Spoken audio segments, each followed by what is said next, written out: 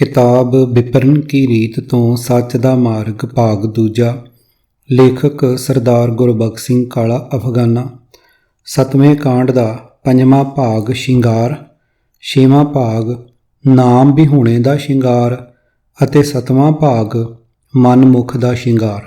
वाहिगुरू जी का खालसा, वाहिगुरू जी की फतेह। लंपटी ब्राह्मण ने सुंदर इस्त्रियां नूं चंगे तो चंगे हार शिंगार ਅਤੇ ਸੁਗੰਧੀਆਂ ਲਾ ਕੇ ਦੇਵਤਿਆਂ ਦੀ ਮੂਰਤੀ ਸਾਹਮਣੇ ਨਚਾਉਣਾ ਵੀ ਧਰਮ ਦਾ ਅੰਗ ਬਣਾ ਲਿਆ ਸੀ, ਜਿਹੜਾ ਕਿਸੇ ਨਾ ਕਿਸੇ ਰੂਪ ਵਿੱਚ ਅੱਜ ਵੀ ਪ੍ਰਚਲਿਤ ਹੈ। ਕ੍ਰਿਸ਼ਨ ਜੀ ਨੂੰ ਮਿਲਣ ਲਈ ਜਾਣ ਵਾਲੀਆਂ ਗੋਪੀਆਂ ਦੇ ਉਚੇਚੇ ਹਾਰ ਸ਼ਿੰਗਾਰ ਦਾ ਜ਼ਿਕਰ ਬੜੇ ਮਨਮੋਹਣੇ ਢੰਗ ਨਾਲ ਧਰਮ ਗ੍ਰੰਥਾਂ ਵਿੱਚ ਕੀਤਾ ਮਿਲਦਾ ਹੈ।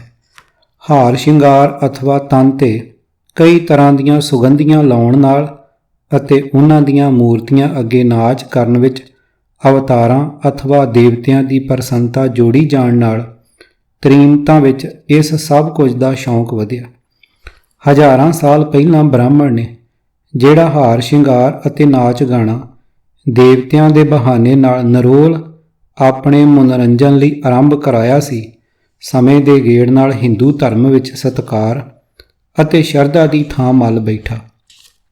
ਸਾਧ ਟੋਲਿਆਂ ਦੇ ਕਿਸਮਾਂ ਕਿਸਮ ਦੇ ਬਾਣੇ ਵੀ ਬ੍ਰਾਹਮਣ ਦੀ ਹੀ ਦੇਣ ਹਨ।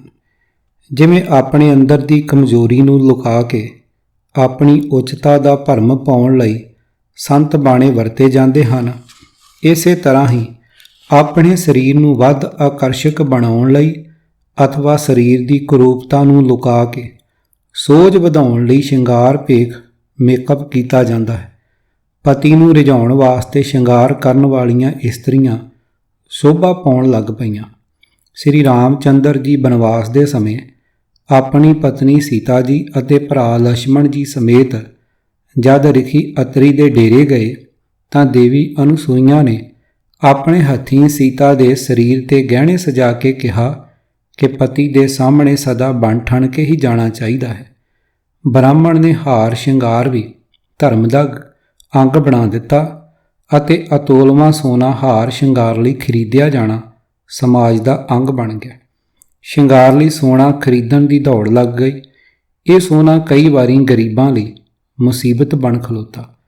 ਹਾਰ ਸ਼ਿੰਗਾਰ ਦੀ ਬਿਮਾਰੀ ਨੇ ਅਜਿਹਾ ਰੰਗ ਵਟਾਇਆ ਹੈ ਕਿ ਪਤੀ ਨੂੰ ਰਿਝਾਉਣ ਦੀ ਗੱਲ ਦੂਰ ਰਹਿ ਗਈ। ਹੁਣ ਬਹੁਤਾ ਕਰਕੇ ਦੂਜਿਆਂ ਨੂੰ ਪ੍ਰਭਾਵਿਤ ਕਰਨ ਲਈ ਜਾਂ ਆਪਣੀ ਅਮੀਰੀ ਦਾ ਠੁੱਕ ਬੰਨ੍ਹਣ ਲਈ ਹਾਰ ਸ਼ਿੰਗਾਰ ਕੀਤਾ ਜਾਂਦਾ ਹੈ।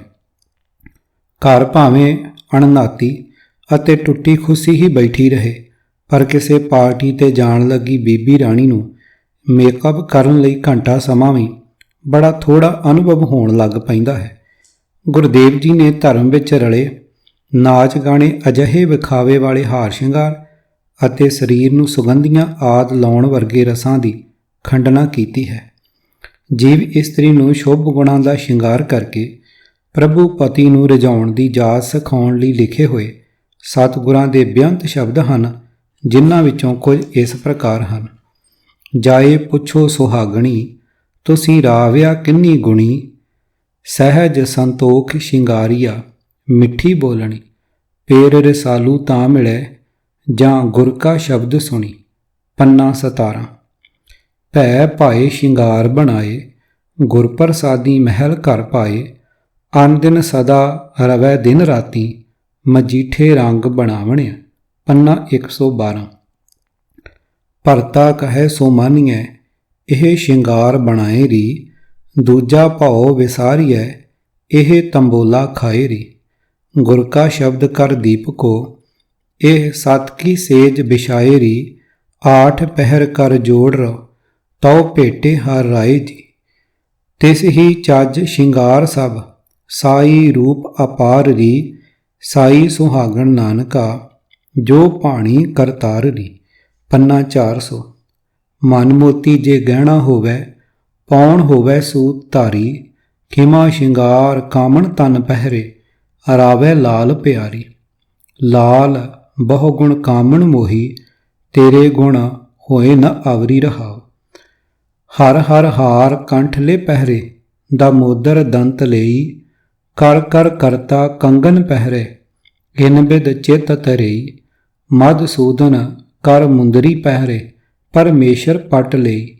ਧੀਰਜ ਧੜੀ ਬੰਧਾਵੇ ਕਾਮਣ, ਸ੍ਰੀ ਰੰਗ ਸੁਰਮਾ ਦੇਈ।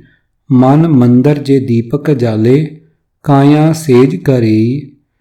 ਗਿਆਨ ਰਾਓ ਜਬ ਸੇਜੈ ਆਵੈ, ਤਾਂ ਨਾਨਕ ਭੋਗ ਕਰੇ। ਪੰਨਾ 359। ਹਉਮੈ ਖੋਏ ਕਰੇ ਸ਼ਿੰਗਾਰ, ਤਉ ਕਾਮਣ ਸੇਜੇ ਰਵੈ ਪਤਾਰ। ਪੰਨਾ 357। ਅਰਥ, ਜਦੋਂ ਜੀਵ ਇਸਤਰੀ ਹਉਮੈ ਗਵਾ ਲੈਂਦੀ ਹੈ ਅਤੇ ਜਿੰਦ ਨੂੰ ਸੁੰਦਰ ਬਣਾਉਣ ਦਾ ਇਹ ਉਦਮ ਕਰਦੀ ਹੈ, ਤਦੋਂ ਉਸ ਜੀਵ ਇਸਤਰੀ ਨੂੰ ਖਸਮ ਪ੍ਰਭੂ ਉਸ ਦੀ ਹਿਰਦਾ ਸੇਜਾ ਤੇ ਆ ਮਿਲਦਾ ਹੈ। ਸੋਜ ਸ਼ਿੰਗਾਰ ਵਿੱਚ ਮਹਿੰਦੀ ਨਾਲ ਹੱਥ ਪੈ ਰੰਗਣ ਦਾ ਸ਼ੁਭ ਸ਼ਗਨ ਬਣ ਚੁੱਕਾ ਸੀ। ਇੱਧਰ ਸ੍ਰੀ ਗੁਰੂ ਗ੍ਰੰਥ ਸਾਹਿਬ ਜੀ ਦਾ ਮਹਿੰਦੀ ਬਾਰੇ ਫਰਮਾਨ ਇਸ ਪ੍ਰਕਾਰ ਹੈ। ਕਬੀਰ ਮਹਿੰਦੀ ਕਰਕੇ ਕਾਲਿਆ, ਆਪ ਪਿਸਾਏ ਪਸਾਏ, ਤਹਿ ਸ਼ਬਾਤ ਨ ਪੁੱਛੀਆਂ, ਕਬੂ ਨ ਲਾਈ ਪਾਏ। ਪੰਨਾ 947।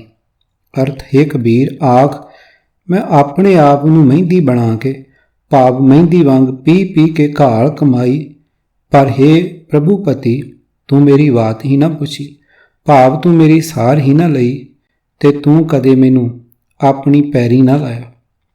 ਨਾਨਕ ਮਹਿੰਦੀ ਕਰਕੇ ਰੱਖਿਆ, ਸੋ ਸ਼ਹ ਨਦਰ ਕਰੇ। ਆਪੇ ਪੀਸੈ ਆਪੇ ਕਸੈ, ਆਪੇ ਹੀ ਲਾਏ ਲਏ। ਇਹ ਪਿਰਮ ਪਿਆਲਾ ਖਸਮ ਕਾ, ਜੈ ਭਾਵੈ ਤੈਂ ਦੇ। ਪੰਨਾ 947। ਅਰਥ, ਹੇ ਨਾਨਕ, ਸਾਨੂੰ ਮਹਿੰਦੀ ਬਣਾਇਆ ਵੀ ਉਸਨੇ ਆਪ ਹੀ ਹੈ।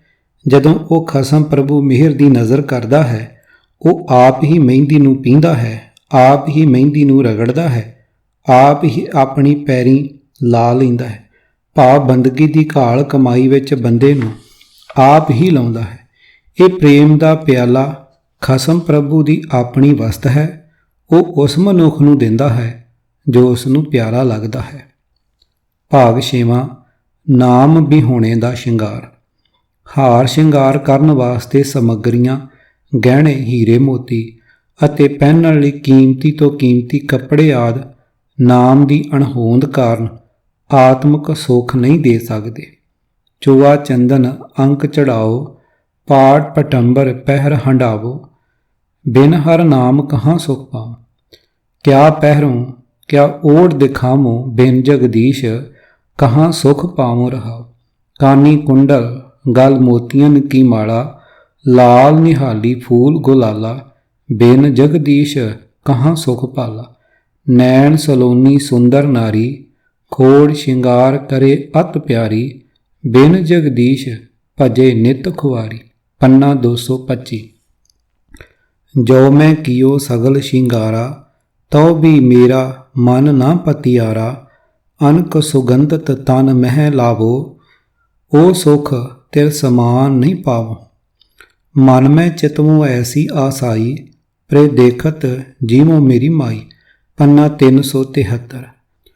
ਹਉ ਸਭ ਵੇਸ ਕਰ ਪਿਰ ਕਾਰਨ, ਜੇ ਹਰ ਪ੍ਰਭ ਸਾਚੇ ਭਾਵਾਂ। ਸੋ ਫਿਰ ਪਿਆਰਾ ਮੈਂ ਨਦਰ ਨਾ ਦੇਖੈ, ਹਉ ਕਿਉ ਕਰ ਧੀਰਜ ਪਾਵਾਂ। ਜਿਸ ਕਾਰਨ ਹਉ ਸ਼ਿੰਗਾਰ ਸ਼ਿੰਗਾਰੀ, ਸੋ ਫਿਰ ਰਤਾ ਮੇਰਾ ਅਵਰਾ। ਨਾਨਕ ਧੰਨ ਧੰਨ ਧੰਨ ਸੁਹਾਗਣ, ਜਿਨ ਫਿਰ ਰਾਵੇੜਾ ਸੱਚ ਸਵਰਾ। ਪੰਨਾ 651। ਭਾਗ 7ਵਾਂ। ਮਨ ਮੁਖ ਦਾ ਸ਼ਿੰਗਾਰ। ਕਹੈ ਪ੍ਰਭ ਅਵਰ ਅਵਰ ਕਿਛ ਦੀਜੈ, ਸਭ ਬਾਦ ਸ਼ਿੰਗਾਰ ਫੋਕਟ ਫੋਕਟਈਆ। ਕੀਓ ਸ਼ਿੰਗਾਰ ਮਿਲਨ ਕੇ ਤਾਈ, ਪ੍ਰਭ ਲਿਓ ਸੁਹਾਗਣ ਥੂਕ ਮੁਖ ਪਈਆ।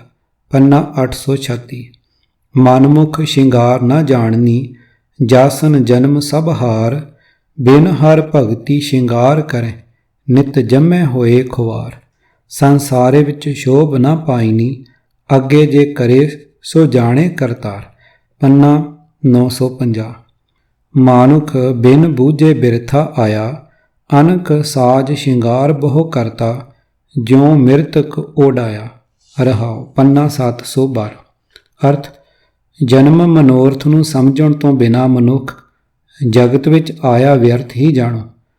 ਜਨਮ ਮਨੋਰਥ ਦੀ ਸੂਝ ਤੋਂ ਬਿਨਾਂ ਜੇ ਮਨੁੱਖ ਆਪਣੇ ਸਰੀਰ ਵਾਸਤੇ ਅਨੇਕਾਂ ਸ਼ਿੰਗਾਰਾਂ ਦੀਆਂ ਬਨਾਵਟਾਂ ਕਰਦਾ ਹੈ, ਤਾਂ ਇਉਂ ਹੀ ਹੈ ਜਿਵੇਂ ਮੁਰਦੇ ਨੂੰ ਕੱਪੜੇ ਪਾਏ ਜਾ ਰਹੇ ਹੋਣ। ਮੈਂ ਅਵਰ ਗਿਆਨ ਨਾ ਧਿਆਨ ਪੂਜਾ, ਹਰ ਨਾਮ ਅੰਤਰ ਵਸ ਰਹੇ, ਭੇਖ ਭਵਨੀ ਹੱਠ ਨਾ ਜਾਣਾ, ਨਾਨਕਾ ਸੱਚ ਕਹਿ ਰਹੇ। ਪੰਨਾ 844। ਸਾਦੇ ਅਤੇ ਸਵੱਛ ਬਸਤਰ ਪਾ ਕੇ ਗੁਰੂ ਦਰਬਾਰ ਵਿੱਚ ਆਉਣ ਦਾ ਹੁਕਮ ਗੁਰੂ ਮਹਾਰਾਜ ਦੇ ਸਮੇਂ ਤੋਂ ਹੋ ਚੁੱਕਾ ਸੀ। ਭੜਕਾਊ ਲਿਬਾਸ ਪਾ ਕੇ, ਗਹਿਣੇ ਪਾ ਕੇ ਅਥਵਾ ਹੋਰ ਕਿਸੇ ਪ੍ਰਕਾਰ ਦਾ ਸ਼ਿੰਗਾਰ ਕਰਕੇ ਜਾਂ ਘੁੰਡ ਕੱਢ ਕੇ ਕੋਈ ਬੀਬੀ ਗੁਰੂ ਦਰਬਾਰ ਵਿੱਚ ਨਹੀਂ ਸੀ ਆ ਸਕਦੀ।